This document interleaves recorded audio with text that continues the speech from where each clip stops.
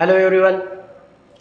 आज आपण MPSC आणि UPSC या स्पर्धा परीक्षांची तयारी करणाऱ्या मुलामुलींसाठी FM42 हे स्टडी स्टेशन लॉन्च करतोय. प्रिपरेशनचा विचार करायला गेलं तर अगोदरच्या काही वर्षापूर्वीच्या काळाचा विचार करता स्टडी मटेरियलची उपलब्धता जी आहे ती आत्ताच्या काळामध्ये जास्त आहे आणि त्यामुळं प्रिपरेशन सोपं झालं असं म्हणायला काय हरकत नसेल. परंतु स्टडी मटेरियलची जास्त उपलब्धता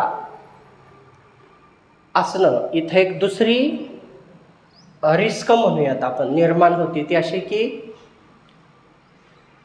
स्टडी मटेरियल वाचू नक्की कुठलं, सिलेक्ट कुठलं करू, रिलायबल कुठलं असेल, किंवा आपण प्रिपरेशन करत असताना हा एक गोंधळ निर्माण होतो की आपण वाचतोय ते बरोबर वाचतोय का, योग्य वाचतोय का. कारण UPSC MPSCची तयारी करणं याच्यामध्ये जेवढ्या मोठ्या प्रमाणात हार्डवर्कची गरज आहे तशीच ती जी तयारी असते ती इन द राईट डिरेक्शन असणंही तेवढंच महत्त्वाचं असते. फक्त काबड कष्ट करून तेवढासा उपयोग होणार नाही. त्याचबरोबर दुसरा एक इश्यू असतो की ज्यावेळेस आपण कुठल्याही ब्रांचनं ग्रॅज्युएट झालेला असतो आणि तयारी चालू करतो त्यावेळेस याच्यातले बरेचसे सब्जेक्ट्स हे आपल्यासाठी नवे असतात आणि त्याच्यामुळं त्याचं बेसिक समजून घेण्यापासून जी सुरुवात करावी लागते आणि त्याला जे खास वेगळ्या प्रकारचे काही एफर्ट्स टाकावे लागतात, इथपासून आपली ही तयारीची सुरुवात होते. मग अशा वेळेस परत तोच प्रश्न असतो, योग्य दिशा मेंटेन करणं, म्हणजे smart work, hard work with smart work ही गोष्ट पण जास्त मेंटेन करावी लागते या फील्डमध्ये. कारण एक्झामचं नावच आहे स्पर्धा परीक्षा, तर तुम्ही दुसऱ्यांपेक्षा किती चुका कमी करता, अर्थात चुका करायला हरकत नाही, परंतु त्या चुकांमधून भरभर शिकत राहून नवं किती आत्मसात करत राहता, किती स्पीडनं आत्मसात करत राहता, या गोष्टी मॅटर करतात या फील्डमध्ये.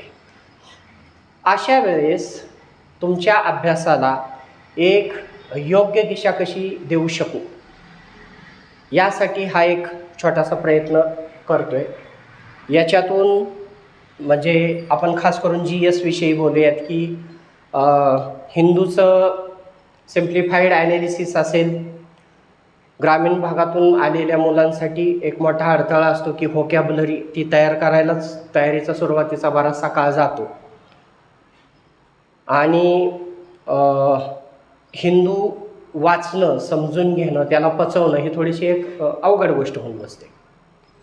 त्याच्यासारखे करंट अफेअर्समधून आणखीन ज्या आपल्या कामाच्या गोष्टी काय काय उचलता येऊ शकतील, कामाच्या गोष्टी ही खूप महत्त्वाची गोष्ट आहे, लक्षात घ्या.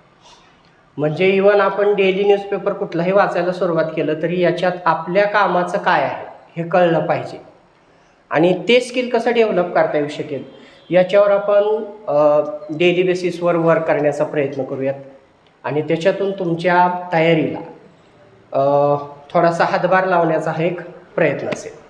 थँक्यू.